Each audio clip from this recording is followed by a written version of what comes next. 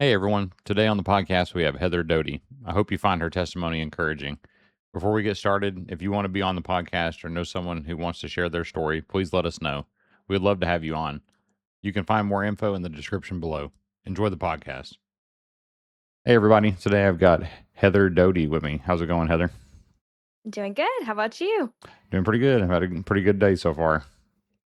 Good. I'm glad to hear it. I'm so excited to be here. Yeah, we're glad to have you here. Fun fact, this is the first podcast with a lady. You were the first woman on our podcast, so you're Wow, groundbreaking. yes, one giant step for womankind. So thank you for being on.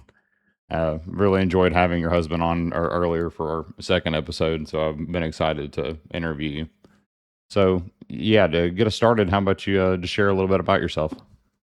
Your listeners have met my husband, Keegan. So we've been married since 2020. We had a little COVID wedding. My day job, I work in car insurance, but I am an illustrator. That's my dream, my goal.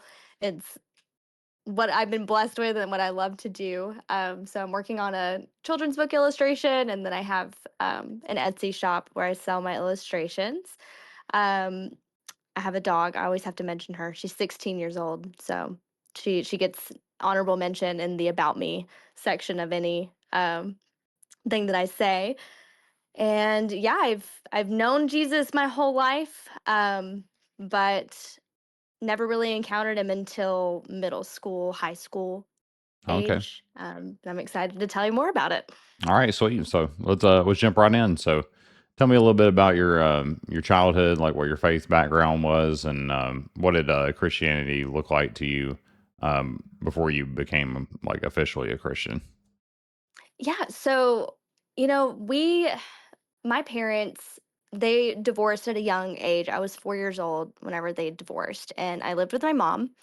And we like said the blessing before we ate, and we like said the prayer before we went to sleep. But it was like, reciting the ones that kids say. Yeah. Um, like now I lay me down to sleep and things like that. Hmm. And that was like the extent of it in our household. And my mother's mom, we call her Mimi. So my Mimi was the one that was like more religious, and she would like take us to church whenever we went to visit her. And that was where I kind of got my background, and believed in Jesus, but never really like encountered him because it was always like a surface level thing. Um, so as I got older and had questions, I'd ask my mom, like, whatever question I had. And I was always met with, like, we don't talk about money, religion, or politics in this house. So anytime I tried bringing it up, they would say that and I would get sent to my room. Yeah. Generally speaking, Um, that's pretty understandable. yeah, I mean, yeah. Uh, but there was a lady at my elementary school, and big shout out to her and her husband. Their names were Brenda and Curtis, but she would come and pick me up and take me to church. I don't know how this started. I don't know how my mom just randomly like trusted this lady, but we started going to church every Wednesday, and that was how I ended up like staying involved in it, and like staying in the word was because of them. And then in middle school, around 6th grade, my older sister got in trouble at the church, and my mom was like, "Yeah, you guys aren't going anymore." Hmm. So that was where I kind of entered like this dark space where I was like, God doesn't want me around. Obviously, because he won't let me go to church. And anytime I would bring it up, I would get in trouble and things like that. Um, so eventually, like, it became kind of like I was being disobedient to my parents whenever I went to church, but I was a little rebel. So whenever I went to church with my friends and I would like stay the night at their house and like go to church with them, I would always like keep it a secret from my mom because I didn't want her to get onto me for going to church because I thought that was the problem. Yeah. But yeah, so that was like growing up in that house, and we just didn't talk about it, and it made me feel like God had abandoned me um, at a young age. Mm. But as I got older, I had a friend invite me to a like retreat thing for teen girls, and then that was when I encountered like Jesus in like a deeper and more meaningful way. Okay. So whenever you're before you went to that retreat and everything, how did you feel about your life? Like how was it? Uh, you know, you said you felt like God didn't want you around. Can you elaborate more on that? Yeah, like without going into too much about like home life, Mm. um my I had 3 sisters that I lived with, and then I had another sister and brother on my dad's side. And my older sister was like very obviously the favorite. Um and it was like they weren't even trying to hide it. Like it was just that was how it was. And I felt like God just didn't want me around, and that I just wasn't meant to be close to him, that there was something inherently wrong with me, that my parents didn't love me as much as my sister, and now like God didn't want me around either. Mm. Yeah, I could imagine that. And how old were you then again? This was like end of elementary school through middle school and Mm. some high school. Yeah, that'd be a rough feeling, to a rough experience for a child that age. Um, so going through that, you went to this retreat, and then that's where you encountered Jesus. How did Jesus speak to you in that moment and bring you out of that? Yeah. So the thing about my dad, I know I mentioned that I lived with my mom, but my dad really struggled with addiction and was in and out of jail through all of my childhood. I think I went back, and like after I turned 4, he wasn't at like any of my birthday parties like ever again, Mm. because he was always in jail. Um, so there was a piece about forgiveness, and I remember they were talking about like the the power of forgiveness and how it's not for them, it's for you, and it's what you're supposed to do because God forgives you. And that was like the first time I'd ever heard anything like that.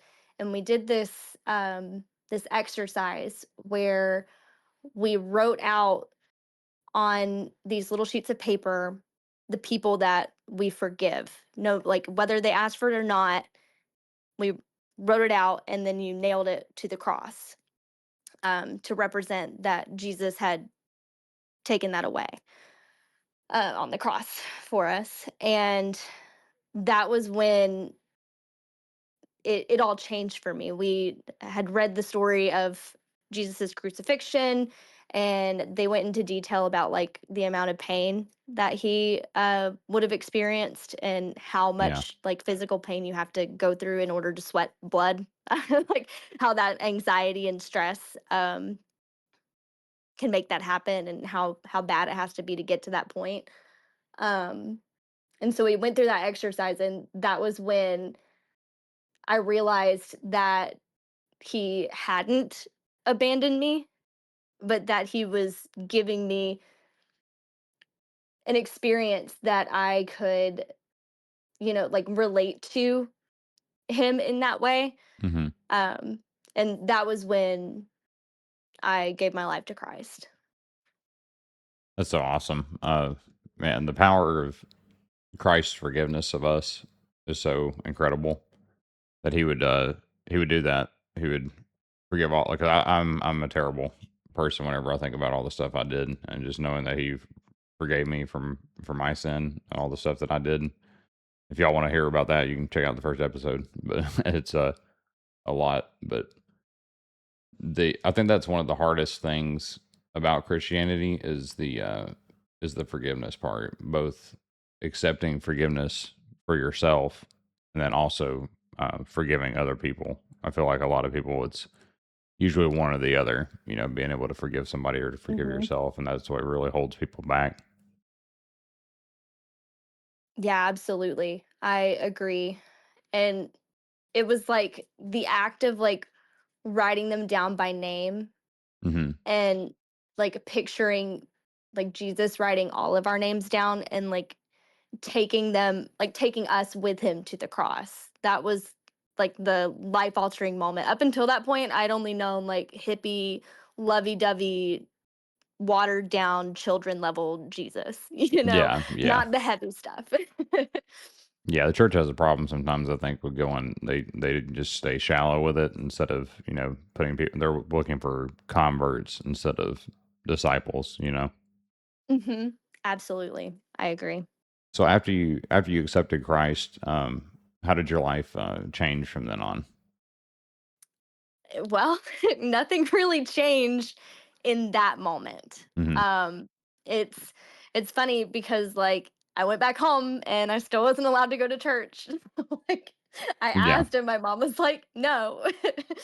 um and by the time I turned 16 and I got a car, my mom was like, "Yeah, you can get a job, but no, you can't take yourself to church." And I was like, at this point, I don't understand because I guess I thought maybe it was because she didn't want to drive me. But then it seemed like more personal at that point because Yeah. then I could take myself. Like, what do you mean I can't go to church? Um, so it's funny because nothing really changed, but then looking back, I realized like how God was there through it all. Because I had a little emo phase and I was listening to like that screamo music and stuff. And That's the of good course, stuff. like, yeah, exactly. But I don't know if you ever heard of the band For Today, um, but they are a religious Hmm. band. They sing about biblical things. Yeah, I And there's haven't. even songs that are like full verses. Yeah, I haven't heard of them. I need to check them out. Whenever I was a teenager, I got into like a emo Christian phase, and I got a. You ever heard of Demon Hunter? Yeah. Yeah, they're so good, like heavy metal and everything like that. One of my pastors was concerned, but I was like, listen to read the lyrics, and it was like all revelation kind of stuff. So he thought that was cool. I haven't listened to them in a long time either, but there's some really good like genre, um, like alternative genre Christian music, especially nowadays. I think. Absolutely. And then it was like whatever played on K-Love and then maybe a couple of other things, but Yeah. yeah, and it's just funny to look back and see like he was reaching me there, and I had friends in middle school that would like randomly send me Bible verses and things like that because they Hmm. knew that I was like struggling with that. And the youth group at the church that I was going to and Miss Brenda would pick me up, they actually moved into the neighborhood behind ours, and I just like happened to find their house by accident just riding my bike around, and they invited me in and like I talked to them for a little bit, and I started like going to their house for they had like Bible studies at their house. And so I would tell my mom I was going to a friend's house that lived in the neighborhood, and it was just like the neighborhood behind us. And then she found out that it was them, and she was like, "No, you can't go to that anymore." But Mm. like, but it was like it looking back, you could see where they where he was through all of that. Yeah. But yeah, I noticed from hearing your story there that it was kind of like a slow change. I think that's encouraging for a lot of people that they're thinking about, like, if you're all the people listening, if you're thinking about accepting Christ and following Him, He accepts you as you are. He doesn't expect you to do some dramatic change overnight. Hmm. He's the one that produces that change in you. So I really I Exactly. like that part of your story. That was really encouraging to me. And then the entire Christian life is, growing in your relationship with Christ and Him sanctifying you. And, that means, making you better, and basically. And yeah, I just appreciate that. That was really encouraging. So, what was it like whenever you got out of, started, whenever you moved out and, were living on your own and everything? How was it, like going into, finding a church, like a steady church to go to? Yeah. So Keegan actually, we met in high school, and ever since day one, he would always like call me out on stuff. It's funny, but like, um, right after I moved out, I was still 17 when I moved out. My sister, my older sister, the one I was telling you about earlier, that Yeah. was the favorite. She was living in Savannah, and my plan was to like move in with her and go to college in Savannah. And so my mom let me move out when I was 17 because I was moving in with my sister. So that's where I went. And it's funny because the Keegan was like, you do realize like you live in your own house and like you're paying rent now. Like you can go to church if you want to. And I was like, wait, you're right. Like it didn't occur to me because I had been told no for so long Yeah. that he was right. And so he was inviting me to go to church with him and his family because I would drive back to Perry every week to go hang out with Keegan. And he was like, well, you can come to church with us. And he was like, you do realize, you know, no one's stopping you now. Like you live on your own. So so I started going to church with him and his family. And they had been visiting a church in Warner Robins, and so I just started going with them, and within, like, less than a month of going, like, I was like, I'm ready to take the next steps, like, I wanna get baptized, I wanna do all these things." And so his family was very nice and invited the pastor over to their house, and, like, we talked about baptism, and I moved out in the summer of 2015, and I was baptized in December of 2015. Okay. Awesome. So do you guys go to that same church now? We don't, Okay. only because of how far it is. It wasn't like Yeah. they did anything wrong or anything like that. It was just, we found something a little closer that we also liked. How's that going? It's been pretty good. I'm glad Keegan's, schedule has changed, so now we can go together on Sundays to church again. It's been a lot of fun. His whole family has started coming back too. We're getting our Sundays back the way they used to be. That's awesome. Yeah. I've been work's been kind of like they make me do Sundays every once in a while, so I kind of just get to church whenever I can get in. So that's definitely a blessing whenever you can for sure go every Sunday and everything. That's awesome. Yeah, absolutely. So, as far as your relationship with God now, how is He working on you? Oh, he is working on me. Um, it's funny, um I've been like really struggling with my job lately. Um, like just hardcore burnout and overextending myself and trying to pour from an empty cup. Hmm. And I had been like conflicted with like what is obedience, right? Like I feel called to like make my art, but I also know that like there's a lot of risks that are associated with that, and like I'm an all or nothing kind of person, and so I'm like I need to quit everything and do this right now. But then obviously there's in betweens, like, Yeah. so I was struggling with that. And I had been praying about like finding another opportunity, and he answered that prayer today. I just got offered a job at another company that is like known for a better work life balance, and like I've applied to this place 3 times. I really didn't think I was going to get it. But he's been blessing me with lessons on obedience, and learning how to discern his voice versus my voice in my head. That's awesome. I'm glad you answered your prayer for that. So, with your art and Etsy and all that stuff like that, how do you feel about like AI and stuff encroaching on? I always wanted to. I I don't know haven't many artists. I don't have that many artist friends, so I've always wanted to ask that and kind of see what your feeling is on it. I have a no AI disclaimer on my Etsy shop. Hmm. I love AI and I love what it does for us, but generative AI is where I draw the line. Like, Yeah, there the whole point of art is like you're pouring a little bit of your soul into your work. Like you're yeah. making something as an expression of like part of who you are. And AI doesn't have a soul.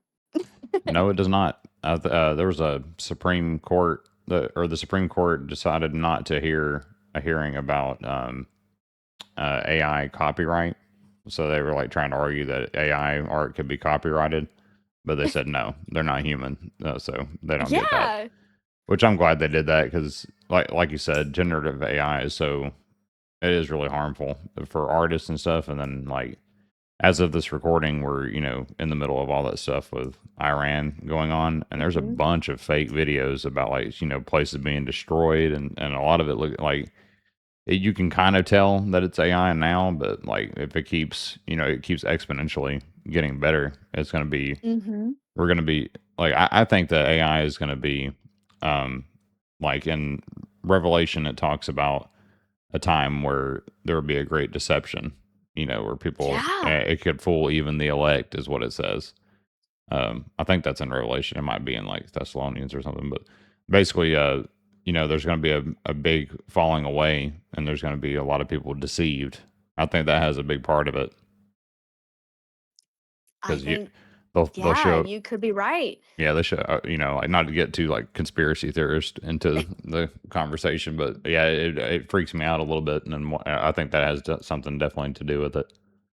Well, there are scams. I don't know if you've heard of these, but there are scams where people are using your voice. Yep. So they'll find your voice, and then there's one documented about this grandma, and they like stole the granddaughter's voice and generated it to say like she needed money, Hmm. and the grandma like wired money to what she thought was her granddaughter. It's crazy. Yeah.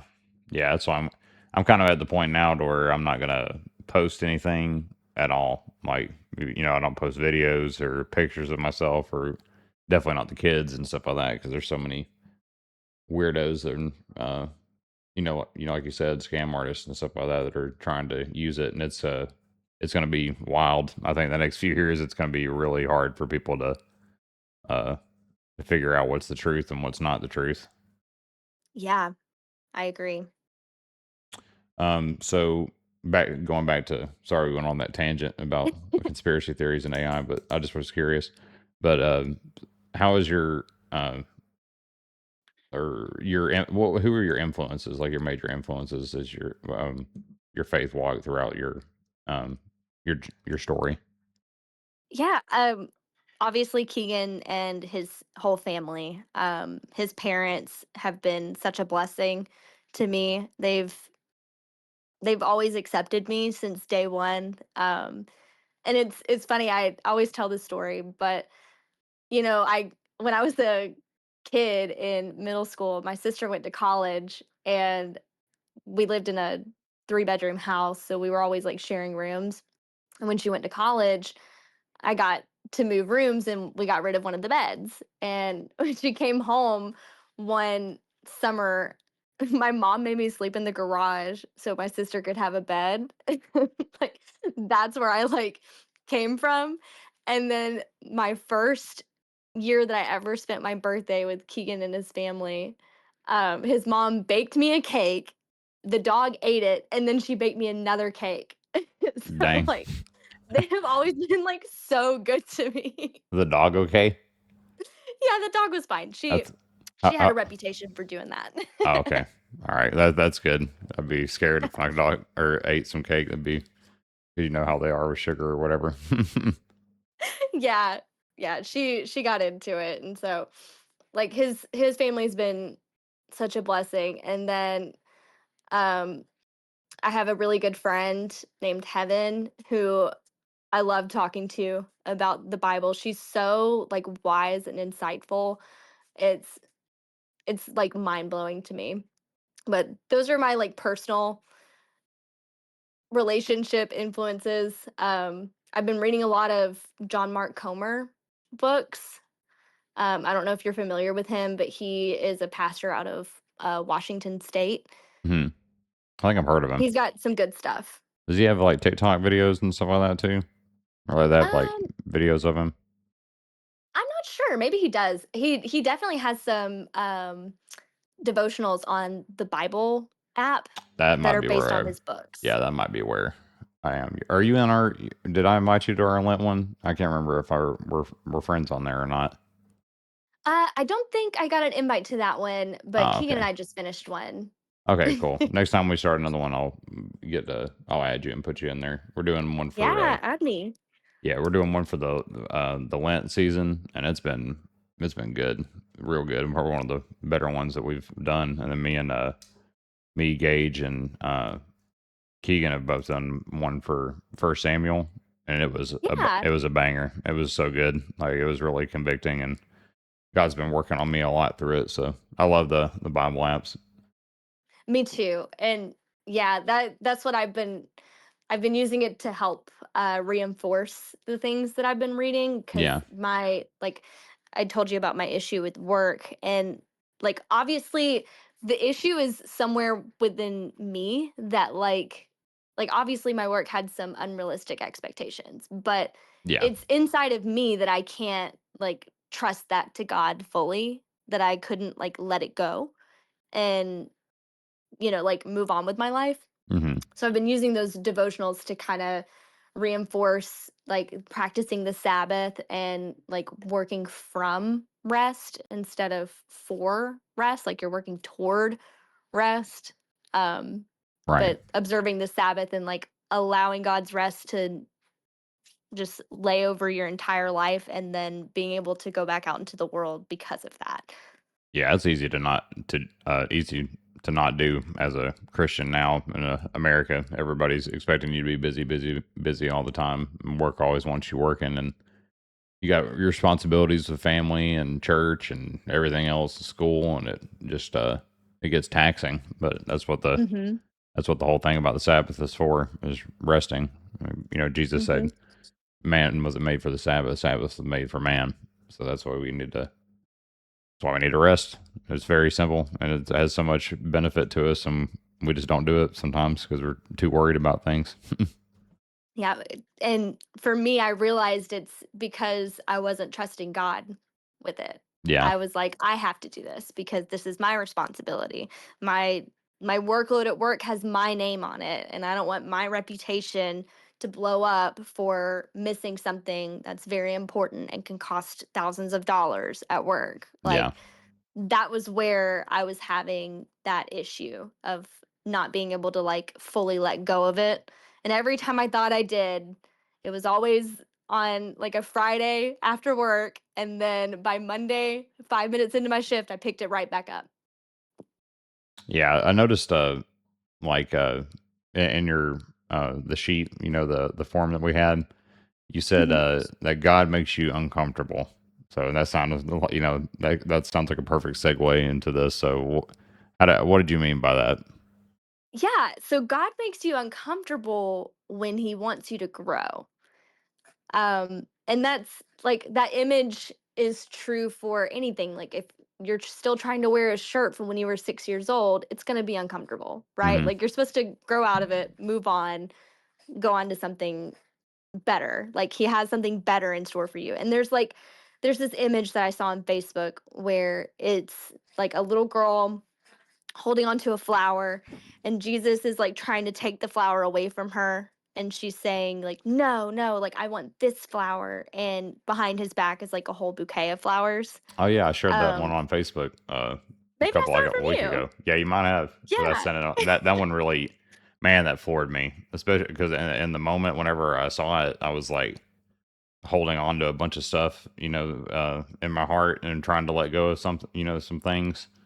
But God always like he knows what the next chapter is going to be. He's the one writing the story and knows how it turns out. So like whenever we let go of the things that we're holding on to and like clenching so tightly to, he can give us so much and like so much more. Yeah.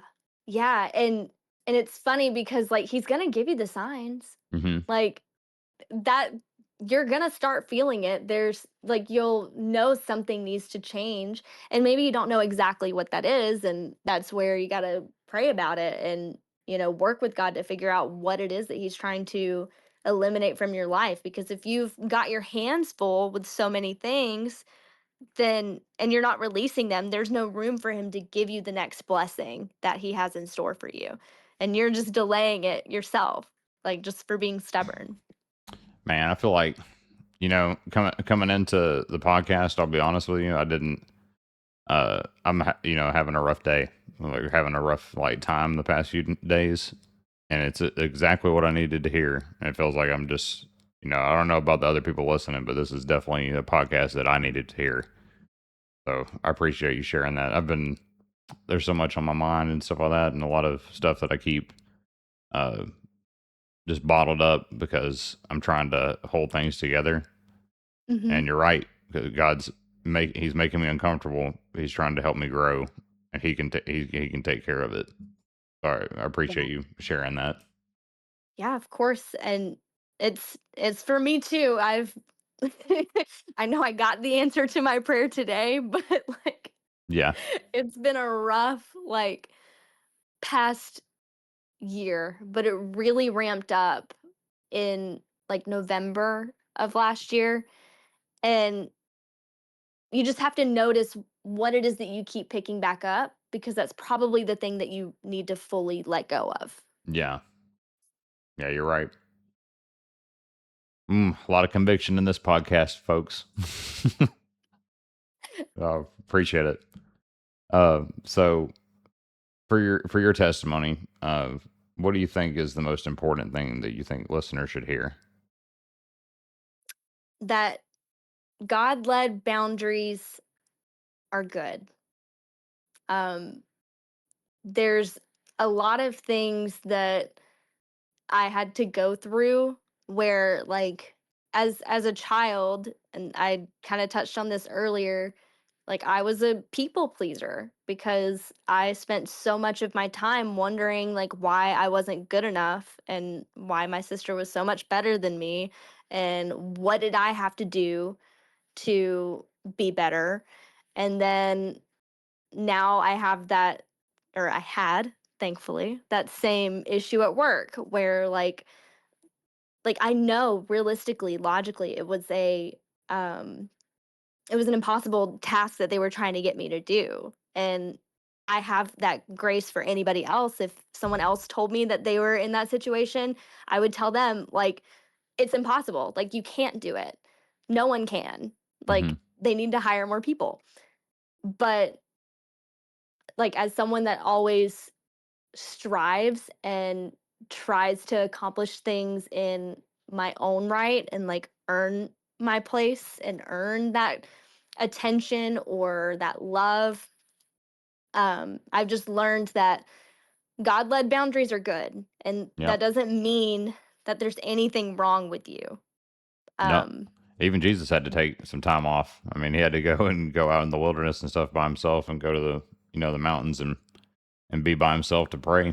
I mean, there's definitely times where you need to, separate yourself from, situations or maybe people and stuff like that and just take a step back. exactly. Yeah. And the other thing is like, you know there are so many important things that Jesus's disciples were trying to write in the Bible. They didn't leave, like, they didn't tell us about the times that he had to say no, but obviously there had to have been. He had to step away, he had to sleep, he had to rest, he had to Yeah. go into the wilderness and pray. Like, there are so many things that he had to do for, like, taking care of his own body and taking care of the people around him, Like, he couldn't just sit around doing miracles all day. He was giving us an example of setting boundaries that are God led.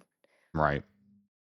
Yeah, I was thinking about like, yeah. Have you watched the Chosen, the show? Yes, I So good, love The Chosen. so good. I was thinking when you were saying that about like how they depict Jesus, getting frustrated, with the disciples and their nonsense and stuff like that. So Yeah, and I bet it was rough. little James, I don't know if you have gotten that far, if anybody listening has gotten that far, but the moment that he has with little James about his pain and Yeah, his yeah, limp, that like got me because it's like he this is your experience. This is something that you have to hold on to, hmm and you have to go through this so that you can share it with somebody else, how God got you through it. yeah. That's a really hard part about the faith. I think is whenever you believe and you believe God will help and heal people, but you just not. Some people are like I feel this way sometimes. Is I believe that God will heal somebody, and I'll pray for God to heal that person, but I don't know if He'll do it for me. I don't think Yeah. He'll. If I ask, I don't think He's going to do it for me, and I don't really have a reason to think that. It's just something that I'm struggling with, and I think that Mhm. it's a for me it's like a lack of faith, and then for other people, like I think with like how they depicted it in the Chosen with little James, it's something that God and trusts something with you that's difficult because He knows that through you He can reach other people, like He said, like if I healed you and you're telling people and you're healing people, that's one thing, but if I don't heal you and you heal other people and you tell people and testify that God is a healer, man, that's powerful. Yeah. Yeah, it's Like, just what a display of your faith. yeah, and anyone listening, like whatever struggles you're going through, I know you don't want to hear it a lot of the time from people, and they can say it in a callous way, but what you're suffering now, it will pass, and whenever it does pass, if you hold strong to your faith, it'll make you stronger and you'll be able to help Mhm. somebody that you love and care about. I guarantee you, somebody you love and care about will go through the same struggle that you did, and you can help them and point them in the right direction. And even if you mess up, like even if you messed up, like I messed up big time with my life. Whenever I went through suffering, me and my wife had my ex-wife had a miscarriage, and it shattered my faith pretty hard, and Mhm. I fell away from God. But that falling away, God still used that to bring, to bring me. He used it to bring me back to Him and make me stronger than I ever was, and able to be there for people and help people and not fall down that same uh like that same hole and trap that I fell into. So whenever you're Mhm. going through suffering, God can use it. He absolutely will use it for His glory and also for good for you. He promises in Romans that he works out everything for the good of those who love Him. So if you love Him and you're going through something, one of my friends, I don't know if he got it from a quote or something, but he always said it. It's not over till it's good. So just try Mhm. to hold on to that. Yeah, absolutely. And um I just remembered this too, but I'm like an active journaler. Like, if I don't journal, my hmm brain is mush. And there have been like multiple times in my journaling over the past like 6 months where, and again, I don't know why I've been in Exodus so much, but I get frustrated with the Israelites because Yeah. they witnessed the Red Sea parting in front of them, food falling from the sky. Like, they Oh have yeah. seen so many miracles and they are still just like Obstinate. complaining. Yeah. Yeah. Yeah, and I get so mad at them, and then I look at myself and I'm like, "Did you already forget, like, hmm how you got delivered from your family and how much God has done for you? Are you really that short-sighted? Like, I am Israel." Like, Yeah. I was about to say it's like me too. whenever I was a younger Christian, I would see that stuff. And I'm like, man, how could they be so stupid? And, like how are they doing that stuff? Why did Peter deny him? Like why is Judas doing this? And now you look, whenever you're older and you go through a lot of stuff, you start to realize that you're no, yeah, I mean, we're really no different than them. You know, Hmm. God rescues us. We complain. You know, God heals us. We still, thank you that He won't. Whenever He's already done it before. We always see all these things, and um, we just don't remember because we don't focus and try to remember those things and keep them in our hearts. Journaling definitely helps, though, for sure. I've been doing that for a little bit now. I started a journal, and I intended it to be my journal for the fire department. I was going to write down, like calls that I went through and experiences Hmm. and share that, but I'm no longer with the fire department. So I was like, well, what do I do now? I have this journal. So I just continued to journal it, and it was my faith journal now, and it's just been a beautiful document about how God's been moving and changing me, and it's good. If y'all aren't journaling, I highly suggest journaling. If you don't want to write it down, then you can type it and stuff like that too, like an online journal or something. But it's very Yeah, useful do to it. have it because have a reference point whenever you're struggling with something. You can go back and read there and then see where God, how far He's taking you, and it really helps you get that bigger picture. Yeah, I started journaling when I went to there's a thing called the Well at the Grove Church in Perry, but Hmm. it's all the churches in Middle Georgia are invited, but it's like a women's night where they invite like guest speakers up there.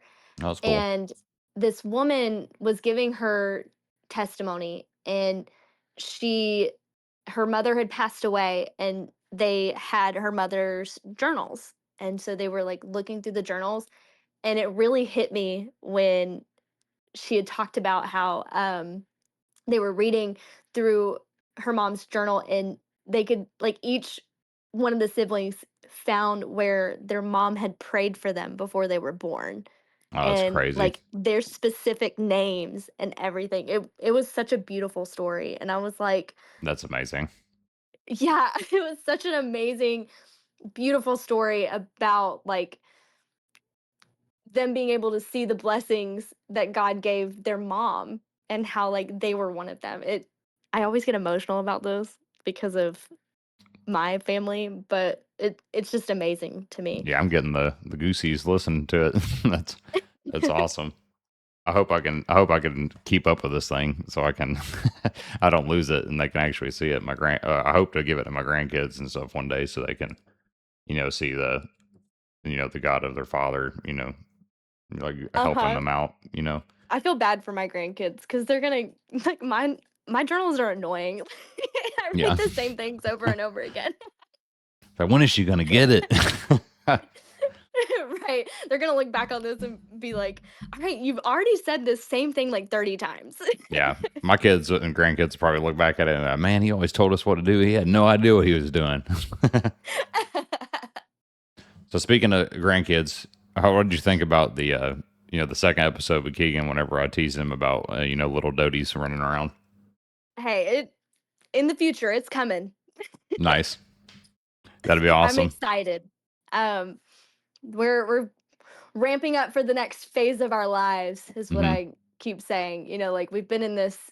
I, I'm a journaler, so I named everything. I've been calling this our like sewing season, where Oh, okay, we've been laying the foundations of our future, and like he's been on his pilot career journey, and he's been getting his hours up, crushing it. and yeah, like he's been doing such an amazing job, but it's such a long process He got because you a have to it's a time-based thing, right? Like yeah, the weather has to be perfect, it can't be too windy. You got to have all the right conditions, then the plane has to be working, and then you get your hours to fly. Um yeah. so we've been preparing for the next phase of our lives, and it's crazy because it's almost here. He got a promotion, didn't he? Yeah, he just got promoted, and then Praise God, that's awesome. yeah, truly, truly another answered prayer that was also an answer to this prayer before I even knew it would be. But yeah, it's just amazing like watching his career like finally take off, no pun intended. Hmm. But, you That's a know. good one. So to bring it back full circle, whenever you said whenever you were a little kid, you felt like God didn't care, didn't want you around. And now, how does it feel now? Do you ever feel like that way still sometimes, like whenever you're having a hard time, or how do you whenever those kind of problems appear in your life, whenever the enemy's attacking you and you have the spiritual warfare going on in your life, how do you confront that? Yeah, I mean, I haven't felt that in a long, long time. And I think a lot of it has to do with talking about it. Because like as a child, I wasn't allowed to talk about things. Hmm. Um, so I'm so thankful because like obviously I didn't know anything when my journey started, and Keegan has been like such an understanding and patient teacher throughout everything. Like he never makes me feel like I'm stupid for asking something. And that has like changed the way that I like it changed the way my brain works, honestly. Yeah. And so it's never a question of like I'm at the point where I know like God loves me no matter what, and I'm not annoying to him, and I can say the same thing 300 times and he's not going to get annoyed with me because he'd rather me be talking to him than not talk to him. And yeah, like it's if I have those dark days, like I'm the kind of person that has to like go through it. Like I can't just ignore it. So I just talk to him now, and I might Hmm. write the same exact sentence 20 times in my journal, but that helps me focus on what I'm saying to God, and then like I walk away from it like, all right, I'm giving this to you. Like, here you go. Like do with it what you will. I want what you want. Just tell me what to do now. Yeah. So I see that spiritual disciplines like prayer and journaling and stuff like that are a big part of your faith and everything. You ever heard of there's a spiritual practice that has been passed down. It's like really old. It's called Lectio Divina. You ever heard of that? No. You should check it out. I think you'd like it because it's like a step. It's translated from Latin. I think where it means divine reading. And it's just like a method of reading scripture. I think the first step is Okay. to read it. What is the next one?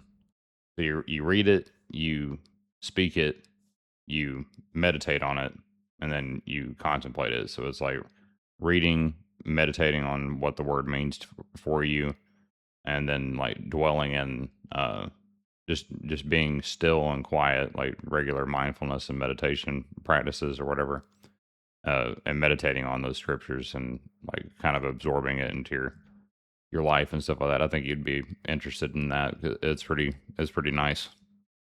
Yeah, that sounds fantastic.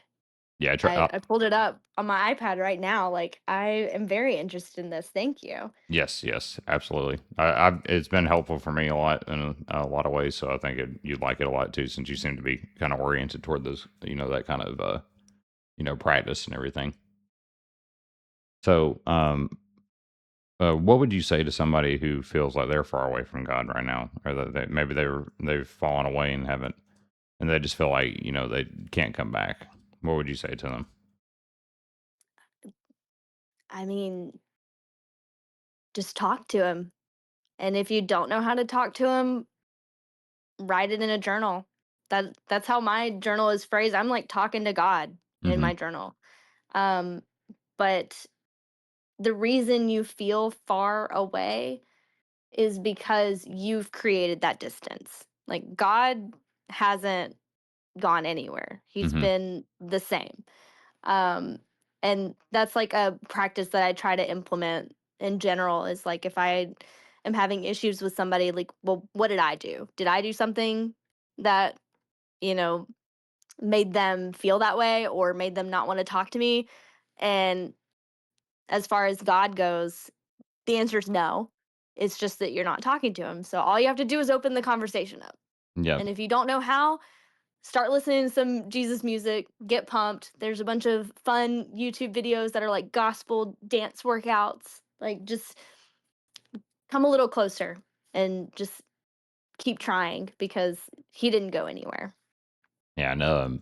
When me and my boys read Exodus 3 today in this little Bible study that we're doing, and that's where God speaks to Moses in the burning bush, and he says to Moses that he says, "I've observed the suffering of my people Israel," and that point to me shows that God doesn't he actively sees us in our suffering. We're not really alone. You know, we feel alone, but he's there and he wants to Hmm. rescue us, but we have to let him, you know, like the Israelites had to step out in faith and, you know, leave it was oppression, but they still, you know, they felt like that this is where they needed to be instead. So they had to leave Egypt and go, you know, toward the promised land.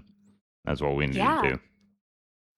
Yeah. And to piggyback on that, it's like if you spend time in the Bible, there are some stories of deliverance, right? Hmm. But most of the time, if not, correct me if I'm wrong, I'm pretty sure all of the time, God comes to you where you are. He doesn't he gets you through it. He doesn't come and like pick you up and like, claw machine you out of it and then drop you in a better place. Like he Yeah. comes to you right where you are and then you work through it with him. Yeah. Then if you run away like Jonah, it's not good. He sends a Right. fish to But he swallow was you. there. Yeah, he was there. He was there. If you run away, don't run away. I highly recommend not doing that. It's very painful. I can testify to that. But yeah, so to wrap things up, we're about near the end of our time. Just wanted to. Is there anything else that you would like to share with all of our listeners, and also what are some things that me and our listeners can pray for you? um I can't think of anything else, but I would appreciate prayers to keep looking more like him and for obedience. Just being able to like hear his voice and to be obedient to what he's calling me toward. Because that's what I've been really stuck on lately. Yeah. All right. Sounds good.